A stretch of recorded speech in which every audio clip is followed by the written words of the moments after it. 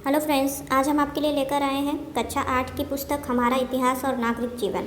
इस पुस्तक का नागरिक शास्त्र का पाठ चल रहा था और इसमें नागरिक शास्त्र का पहला पाठ हमने पढ़ लिया था। पहला पाठ था हमारा लोकतंत्र, जिसमें हमने जाना था कि लोकतंत्र क्या होता है और यह कैसे कार्य करता है। और ये भी हमने देखा कि संविधान के 73वें संशोधन के अंतर्गत पंचायती राज की स्थापना की गई। इससे लोकतंत्री व्यवस्था गाँव स्तर तक पहुँची थी। तो संविधान के 73वें संशोधन में पंचायती राज की स्थापना की गई, ये हमने देखा। स्थानीय स्वशासन, राज्य सरकार, केंद्र सरकार, इसके बारे में हमने देखा। और चुनाव कैसे होता है, लोकतंत्र के महत्वपूर्ण आधार कौन कौन से हैं, उसको हमने देखा। 4 महत्वपूर्ण स्तंभों के बारे में हमने चर्चा की। पहला था स्वतंत्र और निष्पक्ष चुनाव, जिसमें हमने चुनाव प्रक्रिया के बारे में भी जाना, इलेक्ट्रॉनिक वोटिंग मशीन के बारे में भी जाना, वीवीपैट का पूरा नाम voter verified paper audit trail, इसके बारे में भी हमने जाना कि यह कैसे काम करता है और इसकी क्या भूमिका होती है। नोटा के बारे में भी हमने जाना और इसके अतिरिक्त सूचना के अधिकार के मुख्य बिंदुओं के बारे में हमने जाना और मौलिक अधिकारों के बारे में हमने जाना। स्वतंत्र न्यायपालिका जो है लोकतंत्र का तीसरा महत्वपूर्ण आधार है, इसके बारे में भी हमने देखा। और लोकतंत्र का चौथा महत्वपूर्ण आधार मीडिया, संचार माध्यम, इसके बारे में हमने देखा था। महिलाओं के अधिकार के बारे में हमने देखा। सामाजिक, आर्थिक और राजनैतिक समानता के बारे में हमने जाना और लोकतंत्र का भविष्य क्या है, इसके बारे में हमने इन सब के बारे में चर्चा की थी। अगर आपने पिछला वीडियो नहीं देखा तो आप प्ले लिस्ट में जाकर देख सकते हैं, काफ़ी इंपॉर्टेंट है वो वीडियो। आगे बढ़ते हैं, आज का वीडियो शुरू करते हैं। देश की सुरक्षा एवं विदेश नीति, ये है पाठ का नाम। तो देखते हैं। स्वतंत्रता के बाद देश की आज़ादी को सुरक्षित रखने के लिए आवश्यक था कि देश की सैन्य शक्ति को मजबूत किया जाए। आज़ादी के तुरंत बाद पाकिस्तान द्वारा किए गए आक्रमण ने हमें और सतर्क कर दिया। अतः सेना को आधुनिक बनाने, सैन्य बल की संख्या बढ़ाने तथा सेना की नई जरूरतों को पूरा करने के लिए सैन्य अनुसंधान एवं प्रशिक्षण केंद्र स्थापित किए गए।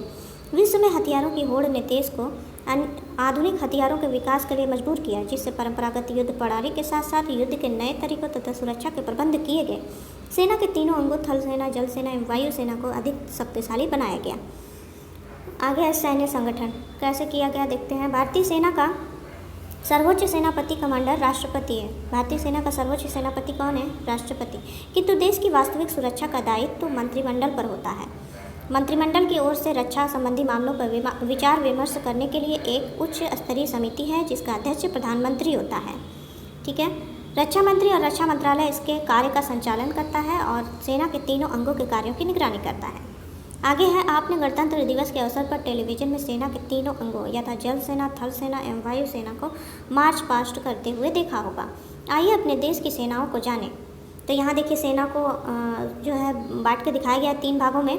हमारी सेनाएं सभी का मुख्यालय कहाँ है? दिल्ली में, यहाँ दिया गया है और इन तीनों सेनाओं के बारे में यहाँ पर दिया गया है। तो पहला देखते हैं। पहला है भारतीय थल सेना और इसका चिन्ह ये है, प्रतीक। भारतीय थल सेना 5 कमानों में विभाजित है। कितने? 5 कमानों में। पश्चिमी, पूर्वी, उत्तरी, दक्षिणी और केंद्रीय कमान। थल सेना में कई प्रकार की सेनाएं हैं, जैसे इन्फेंट्री, तोपखाना, आर्मी, मेडिकल कोर, आर्मी, शिक्षा कोर आदि। तो ये है थल सेना के बारे में। अब आगे है नौसेना के बारे में। इसका प्रतीक देख लीजिए आप। भारतीय नौसेना को जल सेना भी कहते हैं। यह 3 कमानों में विभाजित है। भारतीय नौसेना जो है 3 कमानों में है और थल सेना 5 कमानों में। पश्चिमी कमान, पूर्वी कमान और दक्षिणी कमान। नौसेना के भारत में 2 बेड़े हैं, पूर्वी बेड़ा और पश्चिमी बेड़ा। ठीक है, बेड़े 2 हैं और कमान 3 हैं नौसेना की। और अब आते हैं हमारा तीसरा भाग भारतीय वायुसेना का। भारतीय वायुसेना में इस समय 4 कमानें हैं। कितनी? 4। पश्चिमी वायु कमान, पूर्वी वायु कमान, प्रशिक्षण कमान और रख रखाव कमान। तो ये है सेना के बारे में कि हमारी सेनाएं 3 भाग में बांटी गई हैं और फिर उसके अंतर्गत कितने कितने कमान हैं, कितने बेड़े हैं, इन सबके बारे में यहाँ जानकारी दी गई है। आगे बढ़ते हैं, इन्हें जानिए, इंपॉर्टेंट है। थल सेना अध्यक्ष को जनरल कहते हैं। ठीक है। और नौसेना अध्यक्ष को एडमिरल, वायुसेना अध्यक्ष को एयर चीफ मार्शल। ठीक है। एयर चीफ मार्शल किसे कहते हैं? वायुसेना अध्यक्ष को। एडमिरल किसे कहते हैं? नौसेना अध्यक्ष को। और जनरल थल सेना अध्यक्ष को। इंपॉर्टेंट पॉइंट है। आगे देखते हैं, इन सशस्त्र सेनाओं में भारत का कोई भी नागरिक भर्ती हो सकता है। महिलाओं को भी अल्प सेवा कमीशन में भर्ती किया जाता है। जिन शाखाओं में महिलाओं की भर्ती की जा सकती है उसमें से कुछ इस प्रकार हैं।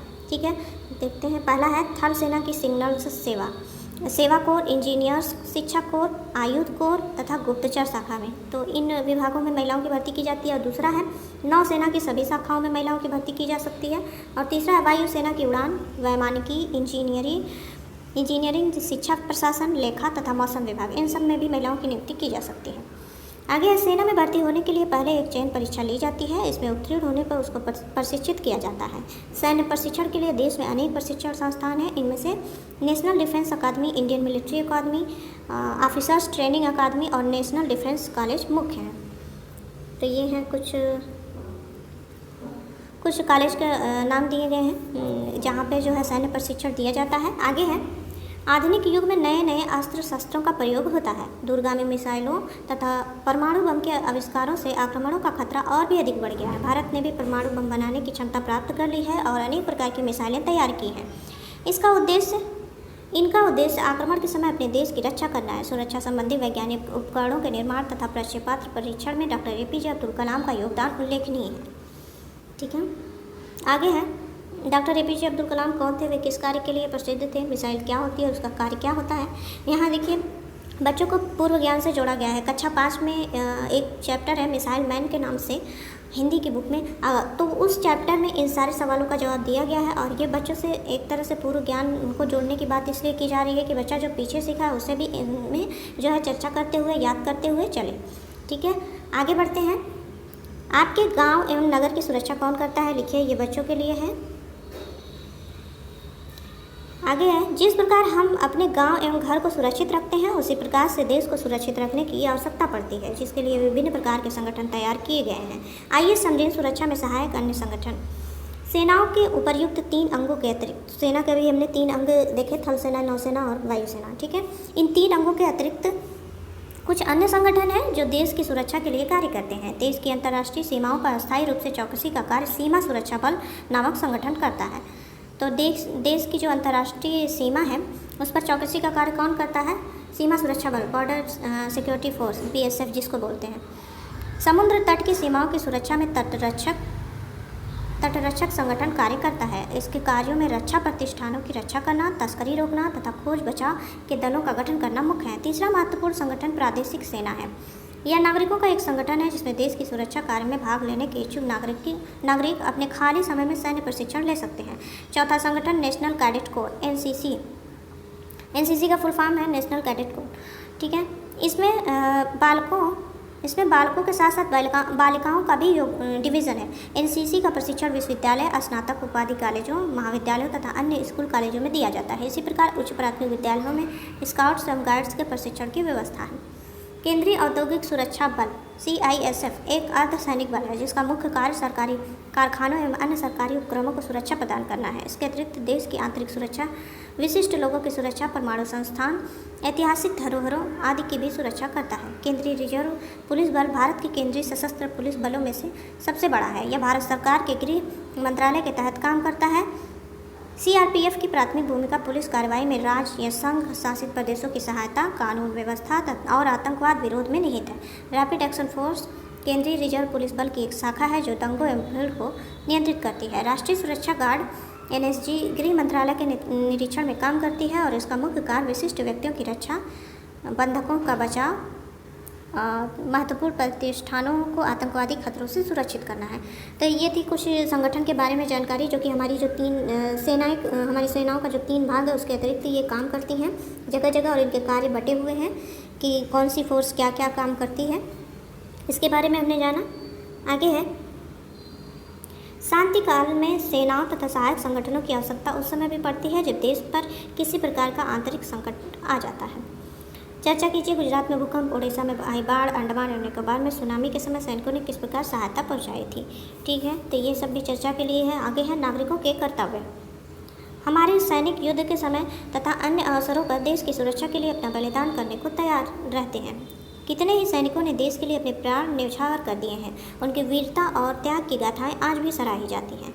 अतः हम सभी लोगों को सैनिकों का सम्मान करना चाहिए और उनके परिवारजनों के कल्याण के लिए इस प्रकार के उपाय करने चाहिए, यह हर प्रकार के उपाय करने चाहिए, उनके परिवार के कल्याण के लिए, परिवारजनों के कल्याण के लिए हर प्रकार के उपाय करने चाहिए। यह युद्ध हमेशा नहीं होता है किंतु उसका खतरा तो बना रहता है। देश की रक्षा में विघ्न डालने वाले तत्वों पर कड़ी निगाह रखने में नागरिकों का सहयोग परमावश्यक है। सैनिकों में सम्मान में प्रत्येक वर्ष सैनिकों के सम्मान में प्रत्येक वर्ष 7 दिसंबर को सशस्त्र सेना झंडा दिवस मनाया जाता है। ठीक है, 7 दिसंबर को झंडा दिवस मनाया जाता है। सशस्त्र सेना झंडा दिवस कब मनाया जाता है? 7 दिसंबर को। इंपॉर्टेंट पॉइंट है, हाईलाइटेड भी किया गया है यहाँ पर। आगे है भारत की विदेश नीति, काफ़ी इंपॉर्टेंट है। किसी भी देश की विदेश नीति का उद्देश्य अपने देश के हितों की रक्षा करना है। सबसे पहले वह अपने पड़ोसी देश की ओर देखता है और उसके साथ मित्रता एवं सहयोग का भाव रखना चाहता है। इसके साथ ही वह विश्व के सभी देशों की स्थिति को जानने का प्रयास करता है, उसी के आधार पर अपनी विदेश नीति निश्चित करता है। द्वितीय विश्व युद्ध के बाद भारत स्वतंत्र हुआ। उस समय विश्व 2 गुटों में बंट चुका था। एक गुट का नेतृत्व संयुक्त राज्य अमेरिका तथा दूसरे गुट का नेतृत्व पूर्व सोवियत संघ कर रहा था। दोनों ही गुट अपनी शक्ति बढ़ाने और स्वतंत्र राष्ट्रों को अपने गुट में मिलाना चाहते थे। आगे है गुट निरपेक्षता। तो यह नीति क्या है, भारत में इसका क्या महत्व है, देखते हैं। विश्व की ऐसी परिस्थिति देखकर हमारी सरकार ने यह अनुभव किया। कैसी परिस्थिति? जब जो है विश्व 2 गुटों में बटा हुआ था द्वितीय विश्व युद्ध के समय, तो उस परिस्थिति को देखकर हमारी सरकार ने यह अनुभव किया कि बिना किसी गुट में सम्मिलित हुए सभी देशों के साथ मैत्रीपूर्ण संबंध बनाया जाए। इसलिए भारत ने शांतिपूर्ण एवं स्वतंत्र विदेश नीति अपनाने का निश्चय किया। शांतिपूर्ण और स्वतंत्रता की यह विदेश नीति ही गुट निरपेक्षता की नीति में बदल गई। ठीक है, गुट निरपेक्षता का अर्थ है भारत न तो किसी गुट में शामिल होगा और न किसी देश के साथ सैनिक संधियां करेगा। वह स्वतंत्र एवं निष्पक्ष रूप से अपना निर्णय लेकर कार्य करेगा। तो ये थी गुट निरपेक्षता की नीति। आगे है पंचशील। देश के प्रथम प्रधानमंत्री पंडित जवाहरलाल नेहरू युद्ध के स्थान पर शांति को महत्व देते थे। वह सभी राष्ट्रों की स्वतंत्रता एवं समानता के समर्थक थे, इसलिए किसी भी राष्ट्र के आंतरिक मामलों में हस्तक्षेप करने के विरुद्ध थे। इन्हीं विचारों से 1954 में 5 सिद्धांत बनाए गए, जिन्हें पंचशील के नाम से जाना जाता है। ठीक है, 1954 में पंचशील सिद्धांत आया पंडित जवाहरलाल नेहरू के नेतृत्व में। इन्हें पंचशील के नाम से जाना जाता है। ये 5 सिद्धांत थे। ये हमारी विदेश नीति का आधार है। हमारी विदेश नीति का आधार है पंचशील सिद्धांत। ये सिद्धांत इस प्रकार हैं, देखते हैं। पहला पॉइंट है, एक दूसरे के राज्य की सीमा और उसकी प्रभुसत्ता का सम्मान किया जाए। दूसरा, एक दूसरे के भूभाग पर आक्रमण न किया जाए। तीसरा, एक दूसरे के आंतरिक मामलों में हस्तक्षेप न किया जाए। और चौथा है, समानता और पारस्परिक लाभ को ध्यान में रखा जाए। और 5वां और अंतिम है, शांतिपूर्ण सह अस्तित्व की भावना का पालन किया जाए। तो ये 5 सिद्धांत हैं पंचशील के, जो कि 1954 में आए, जो हमारी विदेश नीति का आधार है। आगे है, जहां हम एक दूसरे देश की एकता एवं प्रभुसत्ता का सम्मान करते हैं, वही अपने देश की रक्षा को भी विशेष महत्व देते हैं। भारत की विदेश नीति का यह भी सिद्धांत है कि अंतर्राष्ट्रीय विवादों का हल शांतिपूर्ण ढंग से हो। हमारा संविधान भी अंतर्राष्ट्रीय विवादों को शांतिपूर्ण ढंग से सुलझाने के लिए निर्देशित करता है। इसके अतिरिक्त भारत ने सदा ही स्वतंत्रता के लिए संघर्ष करने वाले राष्ट्रों का समर्थन किया है। दक्षिण अफ्रीका, इंडोनेशिया, अल्जीरिया, अंगोला एवं बांग्लादेश इनमें प्रमुख हैं। आगे है निशस्त्रीकरण की नीति। विदेश में शांति बनाए रखने के लिए हमारे देश ने निशस्त्रीकरण यानी शस्त्रों को कम करना की नीति का समर्थन किया। शस्त्रों की होड़ में युद्ध की संभावनाएं बढ़ जाती हैं। विश्व को विनाश से बचाने के लिए भारत ने आणविक शक्ति का घोर विरोध किया है। भारत का विचार है कि यदि शस्त्र एवं सेना में अधिक व्यय न किया गया तो विश्व में तनाव कम होगा। इसके अतिरिक्त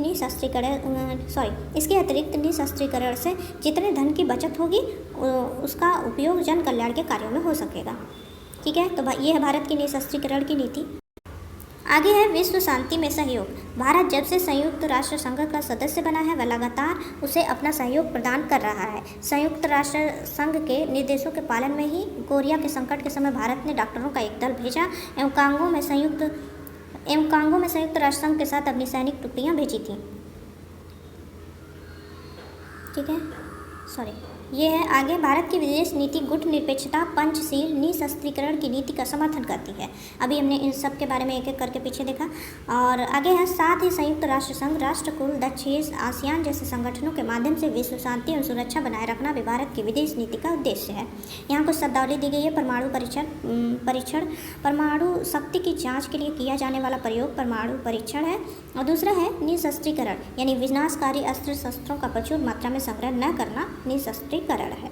तो ये था आज का पाठ, जिसमें हमने भारत की विदेश नीति के आधार और विदेश नीति और सैन्य संगठन के बारे में हमने जाना।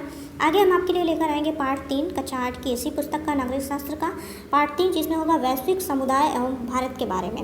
इसमें हम जानेंगे संयुक्त राष्ट्र संघ के बारे में। संयुक्त राष्ट्र संघ में कितने अंग हैं उन सब के बारे में हम जानेंगे, जैसे महासभा है, सुरक्षा परिषद है और मानवाधिकारों के बारे में हम जानेंगे। इसके अतिरिक्त जो है संयुक्त राष्ट्र के सभी जो संयुक्त राष्ट्र संघ के सभी जो 6 भाग हैं उन सब के बारे में एक एक करके हम जानेंगे।